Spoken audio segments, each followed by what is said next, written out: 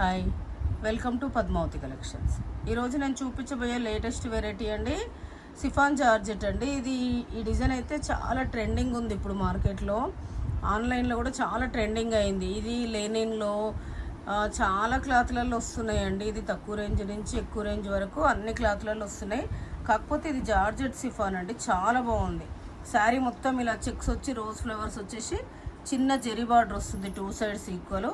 ఇది శారీకి కానీ లాంగ్ ఫ్రాక్స్కి కానీ చాలా బాగుంటుందండి, వాషబుల్ క్లాత్ కాబట్టి. దీని పళ్ళు చూద్దాం. శారీ మొత్తం ఇలా వస్తుంది. దీని పళ్ళు చూద్దాం.